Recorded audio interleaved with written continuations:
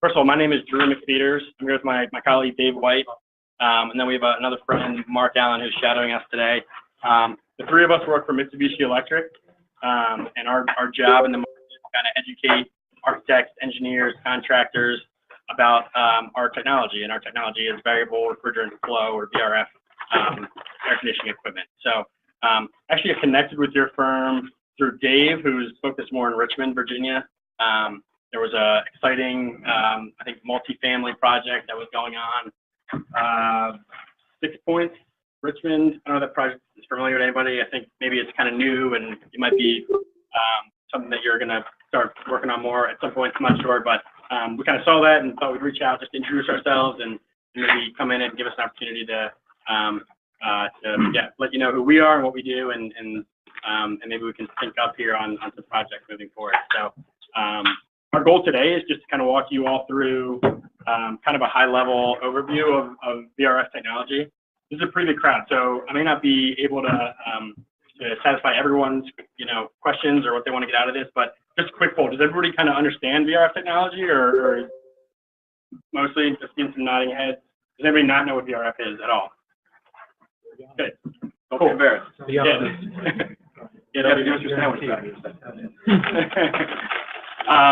This is meant to be a technology overview. Hopefully when you leave here you'll understand VRF a bit better. You'll understand maybe some ideal applications for VRF. It sounds like your firm is focused. I was looking at your case over here. It looks like you do a lot of multifamily work. Is that a safe assumption? Mostly multifamily stuff? Okay. Well, that's good, because VRF is a technology that's applied in a lot of those types of applications, and we'll get more into that in a bit. And I know that we've got an hour to spend here, so I do want to jump in. If at all we get to something and you've got a question or you're kind of confused about something that I said or something that Dave said, please feel free to jump in. We'll also take some questions at the end. I just want to be respectful of everybody's time, and I don't want to keep you here longer than you need to be. I know you're working on a lot of exciting stuff. So last thing I'll mention, I have business cards up here, as does Dave. There's a few just kind of general pieces of literature up here that are kind of focused on architectural considerations, so feel free to come grab some of those on the way out. There's also a attendee list going around. This is an AIA registered course, so we'll give credit for everyone who sits through it, so make sure you sign in on the sheet. What will happen is I'll submit that to my group, and they'll distribute out certificates at some point in the next week or so, to all who have attended. And I know that there's a webcast going on, so anybody who I can't see, if you want to maybe connect with Danny or somebody here and let me know who you are, that way I can follow up and shoot you a certificate as well. Okay, so housekeeping behind us. Let's move into the course. So, like I said, generally what we want to have you get out of this is maybe just a bit more of an understanding of what VRF is, some of the considerations from an architect standpoint that you might want to think about when you're considering a VRF for a project, or when you're considering what type of HVAC system should I apply in a certain project, or should I recommend for a certain project. Some things to look out for. Some of the benefits from an owner standpoint and an occupant standpoint, and then how can it affect the financials of a project, both from a first cost standpoint and then from an operational standpoint. So jumping right in, let's start with just generally what is VRF. So we kind of refer to VRF as maybe like a combination of maybe several traditional air conditioning systems. So like we like to say that we're package controls, kind of like a package rooftop would be. So you don't have a lot of extra components. We've got the individual control of spaces like a VAV system might be. So we kind of pick and choose like all the best parts from a lot of different traditional systems. It's kind of how we like to describe VRF, and I'll kind of walk you through a little bit about what I mean here. So like a traditional VAV system with chiller boiler, air handler, cooling tower, a lot of ductwork throughout the building.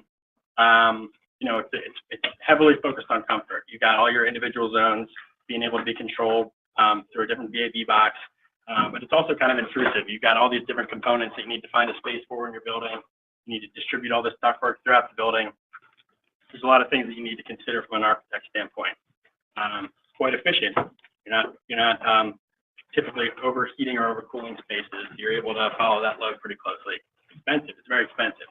Got a lot of components, got a lot of controls, components that you need to integrate all together in order for all the systems to be talking to each other. And then, you've got equipment everywhere. So you've got service contracts, all this type of stuff that you need in order to maintain that system. So, so we like to think that we've got the individual zone control of a VAV type system. Maybe a packaged rooftop system. It's pretty cheap. It's relatively inexpensive. You take a hit on the comfort side because you're not able to control each zone independently, but you may have some really well-tuned discharge air control on that type of system. So you do have a comfort there. Maybe it's not the most efficient system. It's easy to maintain. Everything's in a box, right? For an architect, you still have to consider all that ductwork. It's usually pretty large ductwork because you've got to take care of outdoor air and the latent loads as well. So water source heat pump. So we consider ourselves similar to a water source heat pump in a lot of ways, especially when we're applying water source VRF equipment, where you've got individual units on each floor. For a water source heat pump, typically you've got a compressor in each heat pump, and you've got several per floor, and you're trying to satisfy different heating and cooling loads on that floor. So your comfort is there. First cost is not too bad, but the efficiency takes a hit, and the maintenance is a hit because you got a compressor in every single unit throughout the building. It's a lot of work to keep up with that. Plus, you got to find a space for a boiler and a cooling tower and all these water source heat pumps. So another one to think about. 4-pipe fan coil, again, a lot of pipe going through there, a lot of pumps and fans, and a lot of components that add to that first cost. Very comfortable, typically. Maintenance, you got stuff everywhere throughout the building. Again, you got to think about running pipes. So from an architect standpoint, it's a lot. P-tax, right? There's nothing really that great about P-tax besides the fact that they're super cheap. I think we can all agree about that. We like to avoid those, I think, unless there's a serious budget constraint on a project. Then split system. So maybe the closest to what we would consider VRF to be is a split system. You got an outdoor condensing unit serving typically a single indoor air handling unit that's serving a space.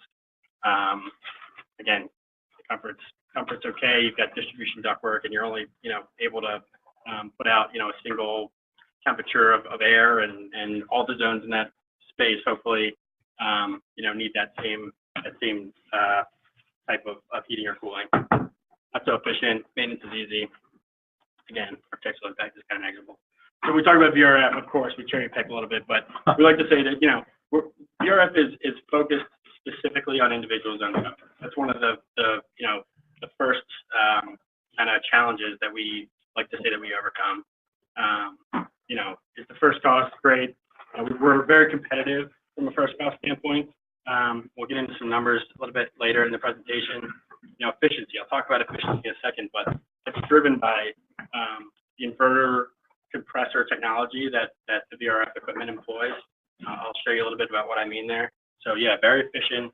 Maintenance is pretty easy typically. It's a condensing unit and some indoor fan coils. We've got some filter changes and some condenser coil cleaning to do. But there's not major overhauls to think about or water treatment or those types of things. So it's pretty easy from a maintenance standpoint. So we'll talk a little bit about the architectural impacts from an outdoor use unit standpoint to refrigerant piping standpoint and indoor units as well. So we'll talk a little bit more about that. It does look a little bit cherry picked, but that's kind of what the point we're trying to make is that VRF technology generally is kind of a lot of the best components of the traditional systems.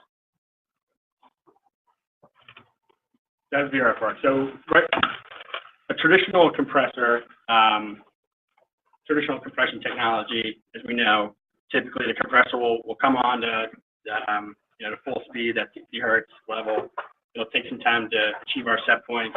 Once we hit our set point and we've gotten down to that 73 degrees deadband zone, the compressor may shut off and let that zone drift back up to the high end before coming back on to try to satisfy that set point and so forth. So it'll kind of go on and off in order to hover around that set point temperature.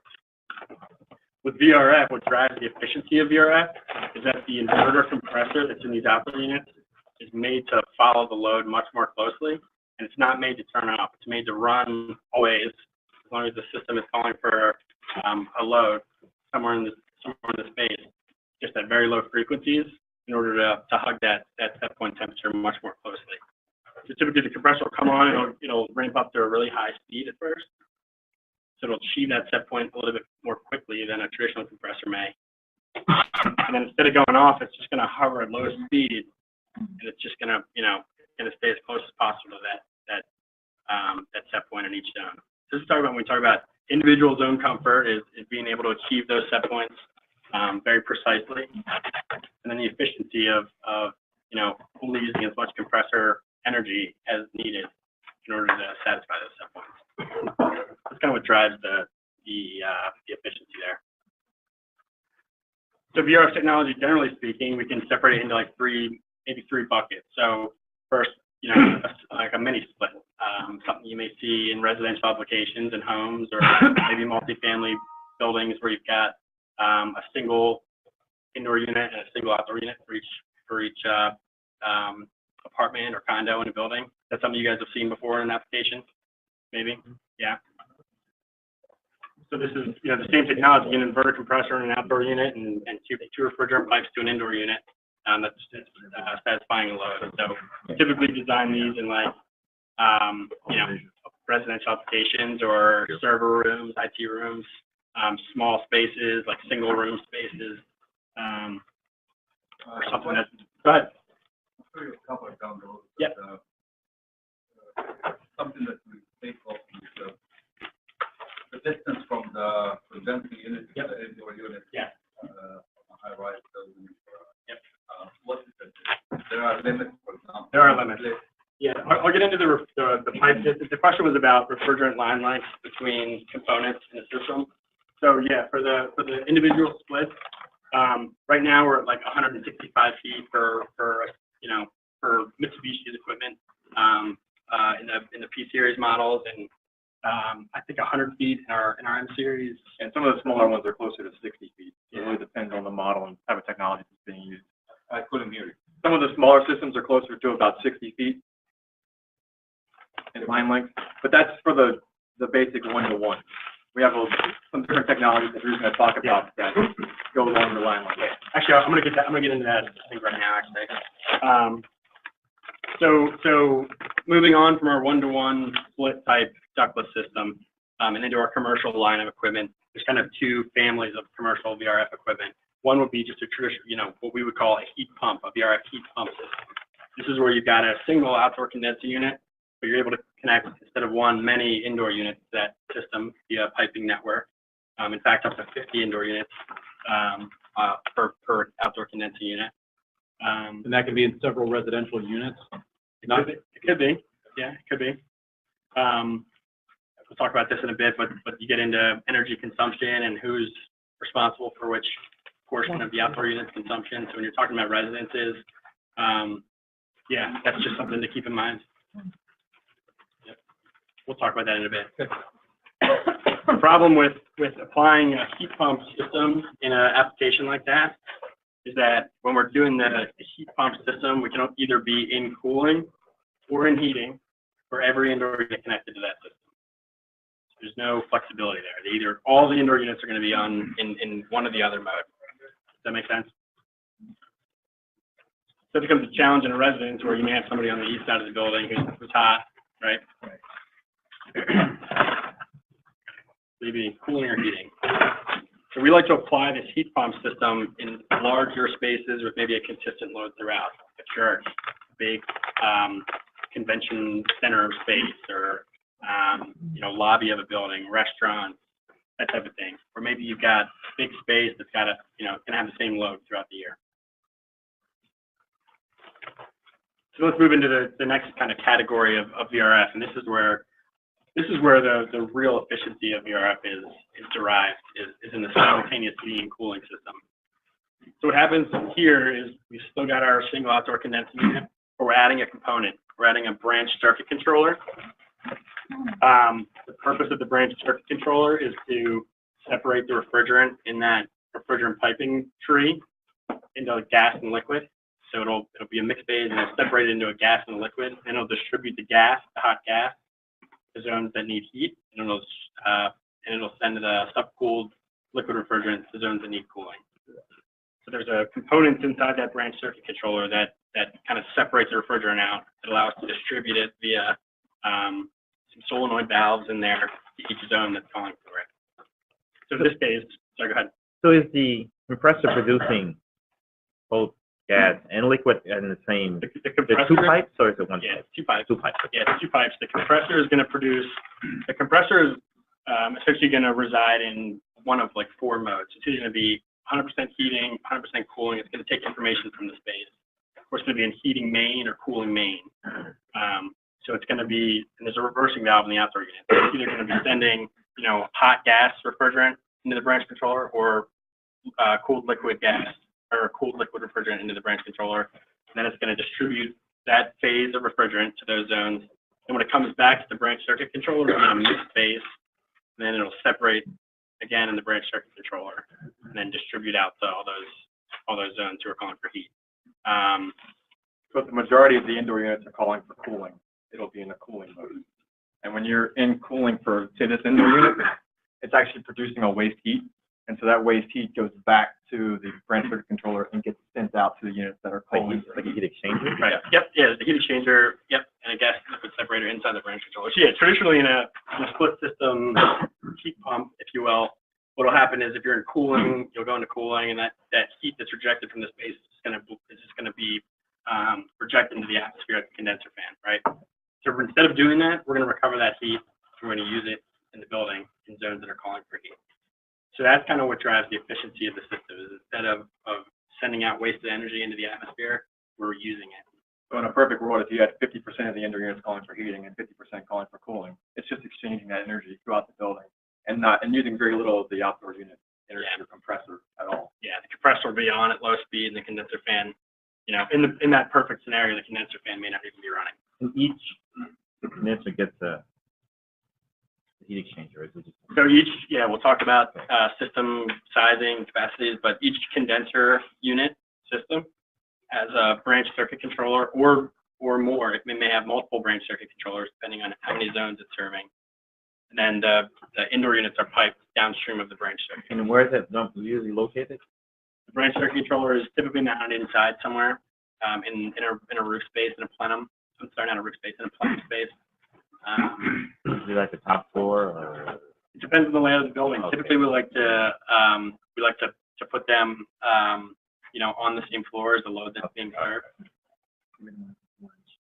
There's some height restrictions that come along with CRF. So, but again, if you've got a large building, you're not going to be able to serve a whole building off of a single condenser unit and a single branch circuit controller. So, and then is the goal is to try to group maybe dissimilar spaces, like you have a east and a west on the Absolutely. same time, so that Yeah. that's the way you're going to get the most efficient. That's what we like to do. We call that take advantage of diversity in the building. So like that's like what we would consider solar diversity, the east and a west wing. Like when that sun comes up, you know, it's warmer over here, and you know, on the east side of the building. Right. So we like to take advantage of that. So instead of maybe vertically stacking them by floor. 100%. Yeah, we prefer to do a horizontal floor by floor kind of allocation of units per system rather than a vertical. That allows us to be able to add more capacity to an outdoor unit. Won't get into that, but it allows us to take advantage of more diversity in the system. And there's also occupant diversity as well. You know, for example, this room right now is fully loaded, whereas outside of this room, there's not a whole lot of load out there because everybody's in here. So, you know, there's a lot of cooling load here, or not so much out here. So that's some diversity that you can take into effect as well. And size the outdoor unit a lot smaller than you would, because you're not going to have this happening all the time. Question. So that kind of makes sense to everybody, the heat recovery, the simultaneous heating and cooling. So we're talking about commercial VRF. This is really the efficiency drivers, the simultaneous heating and cooling, heat pump with heat recovery. And you're moving heat throughout the space using refrigerant piping instead of ductwork. So that's a huge space saver. Yeah. Yeah. Which we'll talk about in a little bit more. Go ahead. What percent of the year do you really get this advantage? Because presumably in the dead of winter, you're not getting that. Traditionally, shoulder season is where you're seeing a lot of the diversity that's come into play. But like you said, yeah, dead of winter, nighttime in a residence, you want to make sure you've got enough heat to serve everybody 100% in that space. Same with summertime here. Obviously, very humid, very hot. So you're not going to have, you're going to be 100% cooling in most cases in the dead of summer. But That's what I'm saying, how fall much and of the spring. shoulder season does this work? 2 weeks a year or 2 Oh, no. It's, I mean, it also depends on kind of the layout of the building. I mean, core spaces may be a little cooler than the exterior spaces that are really hot. So there could be some, building kind of construction diversity, if you will, as well. But I think to get into your question a bit more, typically what we do when we're trying to take advantage of this diversity is we'll size the outdoor unit. We'll size the outdoor unit for like the peak heating and cooling loads, make sure we can satisfy all those heating and cooling loads. Then we'll connect a little bit extra indoor unit capacity to take advantage of those swing seasons where we can serve more indoor units without necessarily adding outdoor unit capacity, if that makes sense. But yeah, the swing seasons are, months, October, November, December. When you agree, Dave? Yep. I mean, down in Richmond last week, it was 60 degrees in the morning and yet 85 degrees in the afternoon. So, there was some, I didn't heat my house, but certainly my neighbors did. Good question. Please continue to jump in if you got more. So again, simultaneous heating and cooling, like doing residences, do a lot of schools, senior living facilities. Again, multifamily stuff is something that we focus on a good amount. So another system for what you guys do a lot of work on. We're actually looking at a hotel right here on Georgia Ave with Marriott right now. So VRF, everybody seems to have heard about it. It's been around for quite a while. It's been in the United States for maybe 25 years at this point. What's developed each year and each iteration of kind of product advancement is we get more efficient. We reduce the footprint of our equipment. We extend the line length restrictions that we talked about a little bit earlier.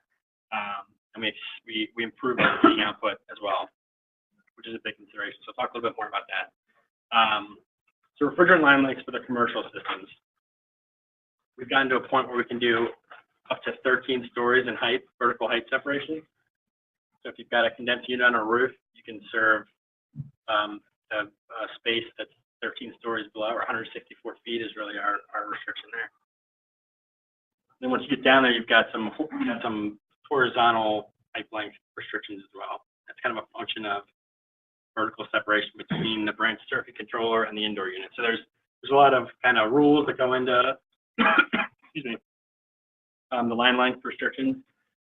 Most manufacturers have design programs that kind of factor all that into when you're laying out a job. It'll tell you if you've broken one of those line length rules. So it's become more easy to figure out if this is going to work or not, and if it doesn't work, how can we kind of shuffle things around to make it work. Again, each time there's an iteration of a major generational update to this equipment, we'll get a little bit better. We'll get a little bit more efficient. We'll get a little bit more heating output. So it continues to improve. The last example I showed you is if I've got a condensing unit on a roof and I'm going down, if I'm going up from an on-grade mounted condensing unit, that changes a bit. So I lose a little bit of that vertical separation due to pressure drop in the system. And there's some creative ways to get around that vertical limitation as well. We've done mezzanine mounted units. We've done false floors where we've put condensers for high rises in Atlanta, I think, one was most recently. So that's not a hard and fast limitation. It's just being creative with how they're applied. Right. And this is, like Dave has mentioned, we've done false floors where we put these air-cooled condensing units on a floor inside and kind of ventilated that floor in order to kind of create the ambient conditions that these need to operate. The other thing is many VRF manufacturers also build water-cooled systems that can go on each floor, so you don't have to worry about that as much. You got a little mechanical closet, you can put a water-cooled condenser in and tie it into a condenser loop, and that could eliminate some of these considerations altogether. There's also total horizontal piping or total line length restrictions from the outdoor unit to the farthest indoor unit. So again, a lot of piping considerations, but these are all factored into design programs, and it allows us to kind of easily figure out if we can make things work or not. Okay, so heat output. Again, this is something that's improving each time there's an upgrade. in equipment. It used to be that a heat pump, you know, in the minds of many users and designers was, you know, very unreliable, and you couldn't count on it for heat when you get below like 40 degrees or 38 degrees or something like that. We've gotten to the point in VRF technology where there's equipment that's outputting 100% heat capacity at 0 degrees. So that technology does exist. The technology is a little bit different from a standard indoor unit or standard condensing unit. There's like a secondary family of condensing units, and what Mitsubishi calls those hyperheat units. What happens is the compressors are a little bit different. They're fuel injected with refrigerant to cool them when they're operating, and they reject that waste heat back into the loop to give you increased heat output. Won't get too much into the weeds there, but the technology does exist to be able to provide reliable heat output at those cold temperatures. This is an example in Chicago, but for us around here, we're usually designing around, you know, 0 degrees is the worst, maybe 10 or 14, something like that. I think it's risky. A lot of engineers put on plans. So it does, you know, the technology does exist to be able to rely on this VRF condensing unit to supply your heat for you in your building. And here's just the curve to kind of show. So even at like your 0 degree area, you're right up around 100%. I'm gonna pass over to Dave. He's gonna help me out here. Yeah, so talk about the benefits of the end user. So this is kind of showing a floor plan of a traditional office space where you've got some cubicle space, maybe some open areas, some offices along the perimeter. This is one of the benefits of using that simultaneous heating and cooling technology, is that you eliminate the hot and cold spots in a building. So you're not providing all cooling or all heating. You know, if this side of the building is in the sun in the morning and you're in the sun in the afternoon here, you're gonna have some folks that want cooling in the morning and heating in the morning on this side. You can shift that heat around. We're showing the condensers mounted here. You've got branch circuit controllers that you typically try and locate in a centralized spot between all the indoor units, and you're branching out from that branch circuit controller to all the indoor units in those spaces. And each one of these zones is independently controlled.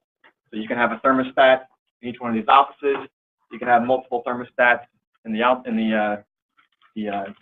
bullpen area, multiple thermostats here. It's up to the end user how much control they want to give the individual users, or you can control them all remotely or independently from a central controller. So that's really another one of the beauties of VRF technology. Quiet operation. So just to show how it stacks up against other technologies that are out there.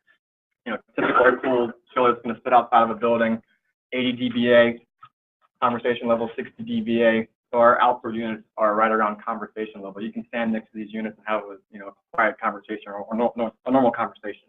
Your indoor units, you're barely going to hear. We've gone in and done some retrofit applications where we've taken out existing technology, put in VRF technology. People have, you know, they've been running. People don't think they're operating correctly because they're so quiet.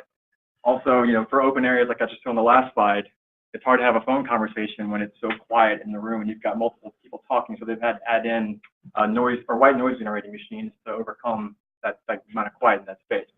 So it's very quiet.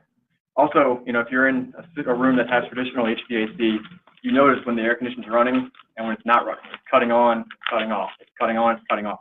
As Drew showed on one of the first slides, it's always running. So you're not going to have that, you know, the moment when it shuts off and it's really quiet and then it cuts back on and you've got to start talking louder because it's always going to be running at that low 30 dBA speed.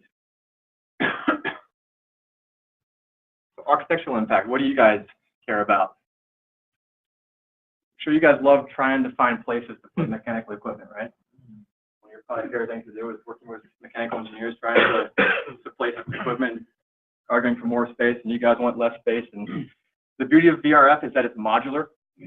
So, you know, you can put a 10-ton unit serving a portion of the building over here, another 10-ton unit or a 20-ton unit over there.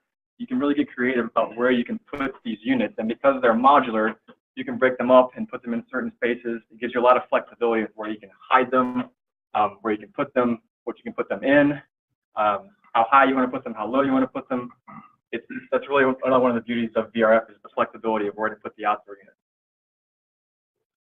So here's an example of an existing 4-pipe system rooftop that you guys have probably seen something similar on projects or multiple projects.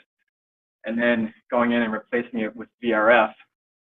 Condensers are behind the screen now, and now you've got a nice green space on the roof because you've removed all that extra ductwork, all that extra large piping, and now you've got a green roof. Or that can be used for revenue generating space. We've done some projects on hotels where they've taken out the rooftop equipment and put in rooftop pools, rooftop bars. You can really get creative again with that space that's now available to you. Drew mentioned earlier about our water-cooled applications. So these are for applications where you may have a water loop in the building, so a chiller, or not chiller, a cooling tower, a boiler that's either adding or taking heat out of a water loop. You can use our water-cooled modules to then distribute that heat to the refrigeration network into the building. So if you've got, you know, Drew mentioned what 160 feet is our vertical separation limitation. So you can overcome that with water-cooled technology by putting one of these cabinets or multiple cabinets on each floor in a mechanical room, and then branching out to indoor units from there.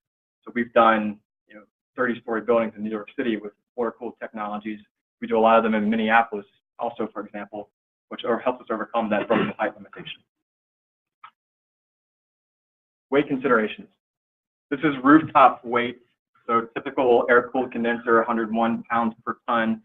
VRF rooftop weight, not including the BC controller and the indoor coils, 70 pounds per ton. So you can see there's a slight difference between the amount of weight that you're actually putting on the rooftop. And so what does that mean for you guys? Less concern about structural steel, structural support, less space required, less concern about are you going to be able to support the weight on the rooftop or not. We talked about the P-tax. Certainly you guys, I'm sure, love seeing the penetrations coming out the side of the building. Architects are always big fans of that. Minimal pipe penetrations. So we eliminate the lintels, the louver openings, the P-tax sleeves, especially when you're doing historic building renovations. It's very non-invasive technology. We do a lot of old church buildings. We do a lot of historic hotels. We're doing one in Lynchburg, Virginia right now, where we're restoring the Virginian Hotel, and you know, a lot of historic restrictions on what you can and can't do in those types of buildings. So very able to go in very non-invasively, add in VRF technology, and provide that comfort, control, and energy efficiency that they didn't have before. Interior. So Drew kind of mentioned the rooftop stuff, you know, on the traditional four-pipe buildings or four-pipe chiller buildings. We're taking out mechanical rooms potentially. We're taking out cooling towers. We're able to recover a lot of that real estate inside of a building, which allows the owners to have, again, more revenue-generating space inside of their buildings, which who doesn't want more of that, right?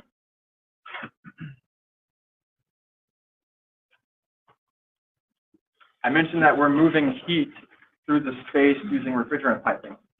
So traditional piping or VRF piping from the outdoor unit to the BC controller is 1 3/8 and 1 1/8 pipe diameter.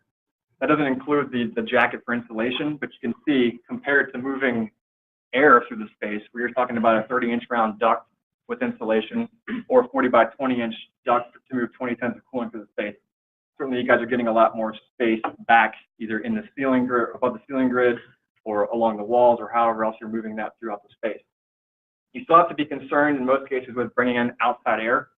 So what VRF can do in that case, you still have the 1 3/8 and 1 1/8 inch or 1 1/8 gas line or liquid line, but we're able to reduce the size of the ductwork required to bring in that outside air because we're taking load off of that you would have in a traditional system. So you've got smaller ductwork than what you would have for that traditional system. Does that make sense? So again, if you're using dedicated outside air units, smaller ductwork, typically you're bringing in room neutral air that you can dump directly into the space. But we also have options where you can duct that DOAS air into the back of some of our indoor units, which Drew's going to talk about in a little bit here. You ready for this? Animation. So traditional office space. How about that? You guys do that? I'll do it again. So we're able to get some more ceiling height. We did a job in Baltimore that was 16 stories. It was gutted, and they were able to get an additional floor in the space because of the extra ceiling height that we were able to provide by removing the ductwork. I'll do that one more time. The more spacious feel, taller ceilings, indoor units. Want to cover that, Drew?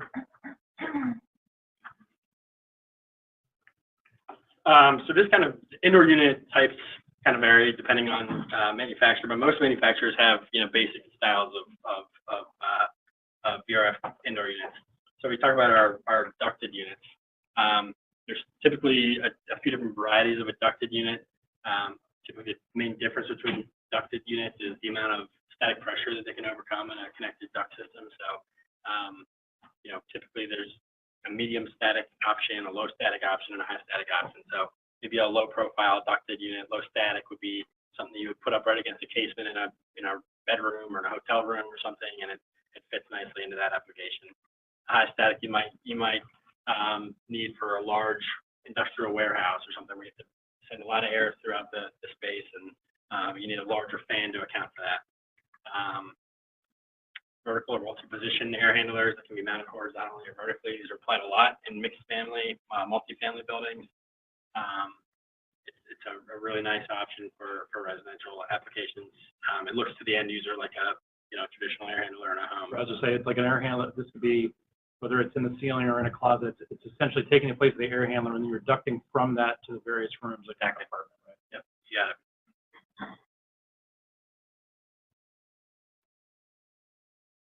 Cassette style units. So there's typically a few different styles of cassette units as well. This is maybe a one-way throw cassette, just something you would see in a ceiling grid that's low air in one direction, or a four-way cassette. Typically, there's a couple different sizes. One of the common sizes would fit inside a traditional 2x2 ceiling tile grid, so you could fit it right into this grid. Then there's typically a larger 3x3 that kind of has more capacity and can go up into higher loads, but you may need to kind of fit it into 4 grids or something like that. What's the depth on a unit into the ceiling? I think like 16, 17 inches, something like that. Is that right, Dave? Yep. We can pull it now. You know, in our wood construction buildings, when you do something like this in the drywall, you're actually inside of a rated assembly. So how does that, I mean, is you have the box around that, or is For fire rating? yeah, Yeah, because you're basically, you're going through a 1 hour membrane. Essentially, the drywall is doing that. So how does that interact? Yeah, you would have to build a fire rated box around the interior of the unit. Go tell your bosses, Yeah. just like the light fixture guys, if you come up with a box that has the fire rating in it, you're gonna sell them. Yeah. Yeah. They're plenum rated for smoke, but they're not fire rated. So yeah, Because I mean, real with easy to get it's a real big deal with all the Yeah. wood product now. We're 3A buildings, we go up to 6 stories, and so there's so much of that, especially in this market, but kind of around the country. And so what Brian was saying, if the whole thing itself was able to be fire rated box, that would be a huge win for Yeah, that kind of the building. lighting guys can do it for the cans, you should be able to do it pretty easy for this. So, yeah. get your guys to spend the $10,000 on the test, and then you're gonna sell a lot more. I think it's 12,000. Whatever it is. We all chip in. Good feedback. Yeah, I'll take that. Here's a ceiling mounted style unit that typically would hang from a sheetrock ceiling and blow air. It's kind of a longer throw, so it can throw air down the hallway or something like that. Actually, I just want to add, I've been on 2 jobs. Your product has been vetoed because of the ceiling rating issues. Is that right? Yeah, so just so you're aware. Okay. I mean, you can do it with the unit in the closet, but it's more expensive than the ones that are in the ceiling. And in Asia, they don't have the same issues we have here with them. Okay. So what restrictions do traditional HVAC systems run into if you have ductwork coming down into the You have a fire damper, a radiation damper at the vent. I mean, so that's where I'm sure if you're going to use the ducted unit you guys are talking about, Same issue. it's the same issue, but that's more easily solved. You can put a duct. From a ductwork, you do a radiation damper, and that's But that unit is more expensive than the ones that are in the ceiling. Sure. Yep. That's the issue. Good feedback. Yeah, we'll certainly run with that. Thank you. Wall-mounted units, used a lot in residences. Put one in each room, that type of thing. These have become more architecturally, or aesthetically pleasing, I would say. They're developing new ones that are different colors and finishes, and so becoming more aesthetically pleasing for the end user. Floor mounted units, these are great for retrofitting like a unit ventilator system or something like that, or if you've got a casement in a space, you can buy the unit without the manufacturer casing on there and just hide it in a bulkhead or something like that. So We've done a lot of historic church renovations where they've had radiators around the perimeter. We've gone in and given them air conditioning as well as heating in the unit. yeah. So owner benefits. One of the things that we talk about a lot with VRF is the controls. So connecting a VRF system and starting it up and programming it, it's simple. All the controls are baked in. There's control boards on every component of the VRF system from the manufacturer. So it's just a matter of daisy chaining a control network together with 16 gauge wire throughout the building, starting everything up, and everything kind of talks to each other and knows where each other is, and that's how the inverter compressor is able to receive feedback from the space about how much it needs to work. All that controls are really baked in. So it's not somewhere you need to integrate different components in a building and do a lot of custom programming in the field. It's all kind of baked in there.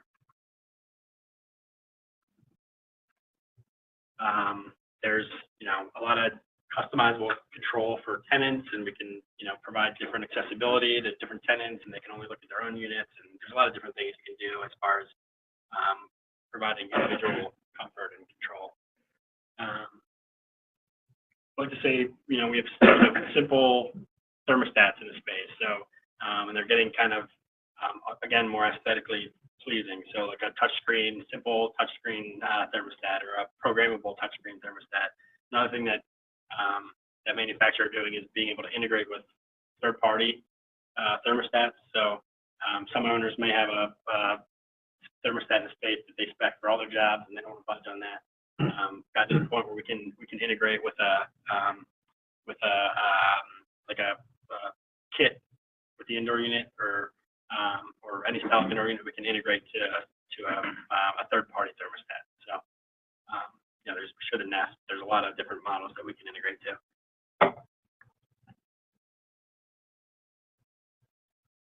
Energy allocation. So there's also software available for an owner to be able to, we talked about this a bit earlier, allocate the energy consumed by an outdoor condensing unit to each of the indoor unit zones that's connected to that condensing unit. So you can kind of figure out how much of that energy each of those zones is accounting for, and then kind of generate a report and bill them or just keep track of that for each tenant that's on that system.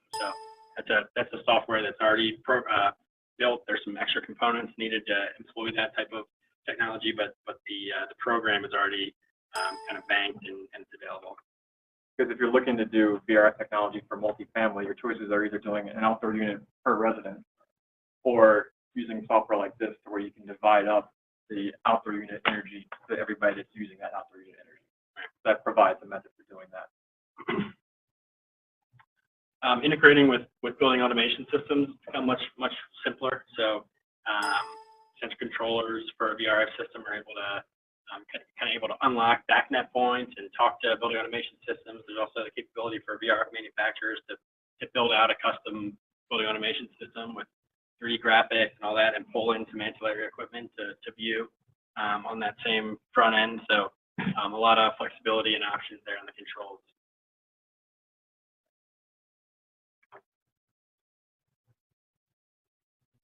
So we talked about energy efficiency a little bit earlier. We all know the kind of parameters that go into how efficient a building operates. What's the climate zone? What are the energy rates? What type of equipment is there? So we just did a quick example, and this is an example that was developed for the Chicago market, but it may apply kind of similarly to here. Does anybody know what the average blended electricity rate is in our marketplace? I thought it was 14 cents. Yeah, about 14. Is that right? We just ran we've got a modeling program. It's kind of like a Trace 700 Lite that we can run some high-level energy models and look at energy performance for different systems. So we just kind of ran some quick comparisons on split system, 4-pipe system, and a water source heat pump on a few different building types, and just kind of got some results back. You know, in some cases, we've been as much as 21% more efficient in an office space. You know, about a third less than the traditional systems as far as operating costs. In a hotel space, hospital spaces, we've seen modeled as much more efficient. And here you go, in residential, we've been able to kind of install some systems and run some models and find that you know, from an operational standpoint, it's much more efficient than what you would consider some traditional systems here.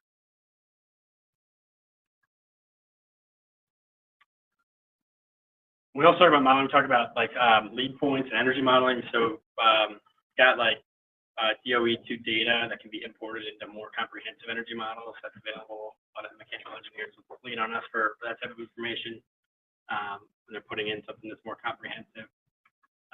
There's also kind of some validation in the energy efficiency of the VRF technology and the fact that it's very prevalent overseas where energy rates are much higher than they are domestically. So, for example, in Japan or over in the the Asian markets, it's as much as 86 and 90% of market share VRF technology as a whole. In Europe, it's even 81% of market share from some data that we pulled recently. So it's very prevalent in markets where the energy rates are much higher. So that kind of gives you an idea of what that means from an energy performance standpoint. By comparison, right now we're about 10% in the U.S.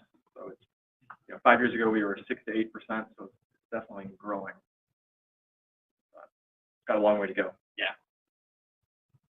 I'm sure you all do a lot with LEED. We talked about LEED. I think there's 28 points that are available for energy and atmosphere and indoor environmental quality. So that could be a lot of the a big bulk of the points you need in order to achieve a LEED certification. So VRF technology is able to kind of provide some of those valuable points when you're looking at LEED. We talked about maintenance a bit earlier. I'll mention it again, but really with VRF, you're talking about filter changes. A lot of the indoor units have cleanable filters, vacuum them out or hose them off or whatever. Cleaning out a condenser. There's not much more maintenance than that goes into VRF. You don't have chiller overhauls or replacing components in pumps or service contracts and all that kind of stuff. So you can see that from an operational standpoint, in addition to the energy savings, it can save you on the maintenance side as well.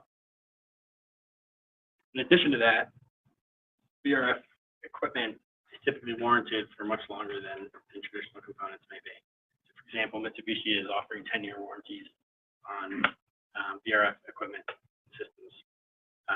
As long as several parameters are met from an install standpoint, but that's kind of the standard right now.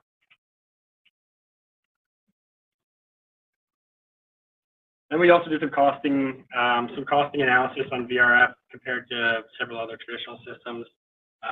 What we've seen in several markets, kind of a blend between several markets in North America, but kind of averaging around $19 per foot. I don't know if anybody has run similar costing models for projects, looked at VRF. Is that something that you've looked at? Okay.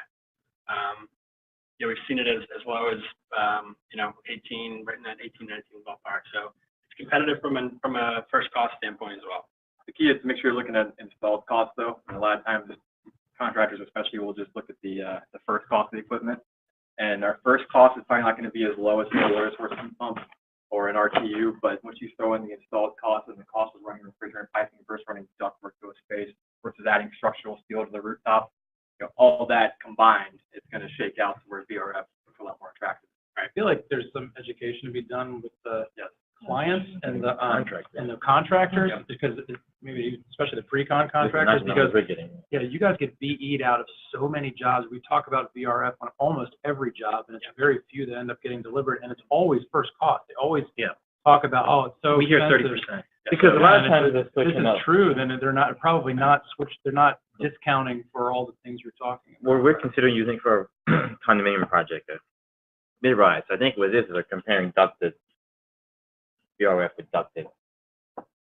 But, As opposed to the terminal. right, unit. because it's the aesthetics of the, I mean, if they could come up with like a sleeve, like an iPhone jacket for those wall mount, it would, because we were in a meeting last week, and it's like the aesthetics of the cassettes is the problem. If you can overcome that, you know, aesthetically, because in Europe and in Japan and Asia and other, but in other parts of the world, it's accepted. But here in the States, the minute you mention all mine cassettes, they're like, no, we don't want it. The market doesn't support that. And look, and the ceiling would be accepted, except that anything that's type 3 or more, the wood, that you get the rating issue. With the type 5, you can do it, but then typically what you have is you have the ceiling cassette in the living room, and you want to do the wall cassette in the bedrooms, and you know, it may be a solution where you just try to do the ceiling cassette in all the rooms. So I'm guessing that 1893 is assuming kind of the cartridges and not a ducted system, because then you're not trading out all the ductwork that would get you down to that number. Yeah, that's right. So you're probably right. They're probably looking at they're looking at ducted apples, yeah. And you're absolutely right about this, the educational component. And that's been one of our jobs, to make sure we educate the contractors. And a lot of times it's fear of the unknown. There's not a whole lot of experience in pricing up PRF systems, so they're just pricing in the unknown and making sure they've got enough cushion in it.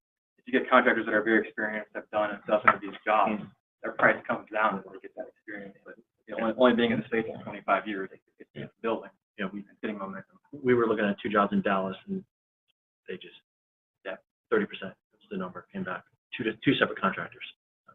I would say though that for the high rises that would maybe have a cooling tower and a boiling tower, it is coming up on all of them as an alternative. The VRF as an alternative. The water cooled VRF, yeah. And we have counterparts in every major market in the U.S. So if you guys want us to recommend contractors that we know have experience, you know, we can certainly reach out to our network and get that for you. And the other thing that's actually a sales point for you that you're not mentioning is the fact you can individually control the units in each of the rooms, as opposed to with in typically residential applications, you get one thermostat for the whole unit. Right. Whereas when you have the separate units, each room, and you can even have the remote control for the bedrooms, which is very powerful, more condo than Sure. Yes. Thank you. Yeah, you don't have to spend on it. Yeah, you don't have to sell us, but you just have to sell our clients. One of the things that we talked about with VRF, specifically, we didn't get into this too much, but with 2-pipe VRF, expandability, so doing tenant fit outs, and one of the things that we can do is leave, we talked about the branch circuit controller and kind of piping from there to all the indoor units. A lot of times we'll leave some open ports on that branch circuit controller so that we can pipe to new units for a fit out down the road at some point. So we can expand that way. Also, because it's a modular system, you can kind of piecemeal through a building and kind of add it in, over the course of time, rather than having to update the whole infrastructure at once. So from a phasing standpoint, that becomes nice. So just to kind of summarize, when do we like to use VRF? So we have a lot of zones with maybe varying loads in the zone and varying needs for heating and cooling. That's kind of the bread and butter for when we want to look at VRF. Is sound sensitivity an issue? We talked about how quiet our indoor units are. Can we satisfy an owner requirement for sound by looking at VRF? Is it a historic building where we can't be very intrusive with HVAC infrastructure? VRF is non-intrusive by nature, so if you've got limited space for ductwork, it's another nice place to apply it. Energy, cost, maintenance, we're covering some usable square footage, all things to think about when we might be able to consider VRF. And where, of course, multifamily, we've touched on a lot. But we've talked again about a lot of the different verticals that we hit on. That kind of summarizes. We've got a couple case studies that I can take you through, but that kind of summarizes what we wanted to kind of talk to you all about today. Are there any other questions that you can think of that maybe we haven't touched on or that we haven't hit on, or Additional selling points you want to make? Designer cassettes. Yeah. Is there a way, because I've also heard, and this is now going back like 5 years or so, but I remember a client, I guess in a multifamily saying they couldn't capture the energy savings themselves because, they would, you have to, so all of the energy savings aspect to like a long-term holder overcoming the first cost Yeah, delta. right. They don't see it as a life cycle cost they can recoup because they're passing that along to the end user. Is that something that, you guys have heard before, or is there any way to overcome that? I think like when you're talking about, other aspects like a hospital or a hotel, they're seeing the direct energy savings in their bills every month, right? And Well, can that energy savings the tenant is enjoying translate to higher rent? right, it's probably That's kind of the direction that we like to lead that conversation is we maximize the value of those units. right. And if we can increase the energy efficiency for the tenant, that might be a reason to Right. give them, They could market, your bills are half what you would pay down here, or 30% or whatever. You could start the conversation with maintenance. not sending that's a true. guy around switching out filters Yeah, every 1 month. individual zone comfort, individual controllability. Do you have some numbers on what you're seeing savings over ASHRAE or Blue Point? Or is it too highly variable? I do not, but I can check on that. I got my pen. A lot of those points. Over 90.1. Right, like every little percentage point. Yeah. So is it worth some lead point? Savings, really? Wow. And that's the high range for, that's really VRF. You guys are using VRF? Yeah. That's it with the units mounted in the ceiling. So then the unsightly thing we have is the access panels, and they're quite large. How deep is it? It's like 11 inches if you don't use the drip pan, but if you put the drip pan on it, that's 13. Do you have a central hot water? Or you We have have hot water? central hot water. So you have no closet? Right, and that was the advantage, was to get rid of the closet. So are you putting it in the ceiling of the bathroom? Or? Yes. Where we have a foyer, it goes there because it does make a little bit of noise. And that restricts your light placement. So they ended up primarily being in that. If you had walk-in closets, that would be ideal, but we don't have So does the portion of the presentation. Our larger 3x3 cassette, all the access is through the center. So you no longer need the access panel like the side of the unit. Well, this is a ceiling access panel for ceiling mounted WC. Okay, got it. Okay. Does each cassette get some type of condensate drain, or how does that work with? And, The cassettes have built-in lift mechanisms for about 19 inches, so lift for the condensate. If they do need to be connected to a condensate removal. you have multiple, with each cassette, you have to have multiple connections. With each cassette, you've got a single condensate removal connection. So you have to connect that into a broader Okay. piping network. Get rid of it. There should be a web of comments. Yeah. What Dave was mentioning is most of the indoor units have built-in, it's a built-in pump, essentially. It's powered off the indoor unit. They can lift the condensate, can overcome like 19, 20, 24 inches maybe of lift. Anything more than that, if we need to exceed 24 inches or whatever it is, then we'd have to add like a secondary condensate pump to overcome that. But typically, we design those cassettes and those indoor units to be able to overcome what you would need in a traditional application.